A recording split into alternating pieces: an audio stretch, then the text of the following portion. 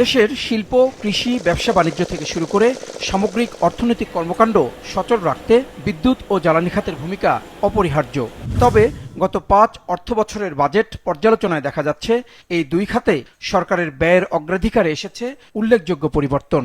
এ সময়ে বিদ্যুৎ ও জ্বালানি খাতে মোট বরাদ্দ হয়েছে ১,১০,০০০ কোটি টাকারও বেশি।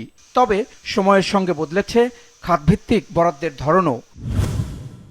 বাজেটের তথ্য বলছে বিদ্যুৎ খাতে কয়েক বছর আগেও বড় অঙ্কের বরাদ্দ রাখা হলেও বর্তমানে তা উল্লেখযোগ্যভাবে কমে এসেছে।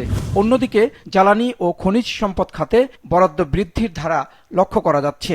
বিশ্লেষকরা বলছেন জ্বালানি নিরাপত্তা জোরদার এবং জ্বালানি উৎসের বহুমুখীকরণে আরও গুরুত্ব দিতে হবে।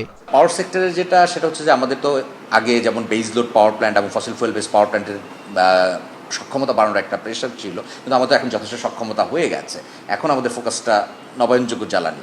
তো সেক্ষেত্রে যেহেতু পাওয়ার প্ল্যান্টের খুব একটা প্রেশার নেই গভর্নমেন্টের, সেক্ষেত্রে পাওয়ার সেক্টরের অ্যালোকেশন কম লজিক্যালি।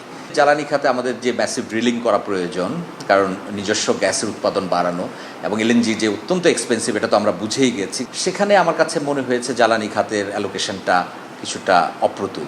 সংশ্লিষ্টদের মতে বিদ্যুৎ ও জ্বালানি খাতের বরাদ্দ এখনও প্রয়োজনের তুলনায় কম। অর্থনীতির টেকসই প্রবৃদ্ধি নিশ্চিত করতে উৎপাদন, সঞ্চালন এবং জ্বালানি অনুসন্ধানে দীর্ঘমেয়াদী বিনিয়োগ বাড়ানোর বিকল্প নেই। যদি দেশ রাখতে হয়, ইন্ডাস্ট্রি করতে হয়, মানুষের চাকরি রাখতে হয় এবং এই সব জিনিস চলতে হয়, বিদ্যুৎ লাগবে।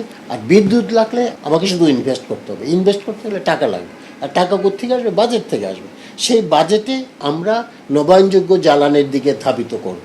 গ্যাস তোলার জন্য বাপেক্সকে টাকা দেব, জ্বালানিতে টাকা দেবো, আর বিদ্যুৎ ৩০,০০০ কোটি টাকা ছাড়া আমার হবে না। শুধু বরাদ্দের পরিমাণ নয়, বরং ব্যয়ের কার্যকারিতাও এখন বড় প্রশ্ন।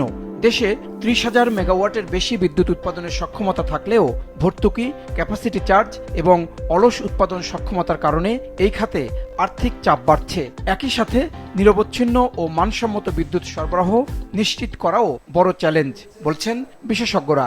আমার কাছ থেকে টাকা নিচ্ছেন আর আমার বিদ্যুতের ব্যয় বেড়ে যাচ্ছে। আর আপনি বলছেন যে ঘাটতি বেড়ে গেছে, দাম বাড়াও, বছরে একবার বাড়ানো যায়, বারবার বাড়াও, বেশি বেশি করে বাড়াও। জীবনে ভেবেছেন 20% দাম বেড়েছে? বাজেটে কম রাখলো কি বেশি রাখলো, বেল পাকলে কাকের কিছু যায় আসে না। ওখানে বেশি কম রাখলে ভোক্তাদের কিচ্ছু যায় আসে না, কারণ ও টাকা বেশি রাখলেও ভোক্তাদের বিদ্যুতের বিল কমবে না, ঘাটতি কমবে না।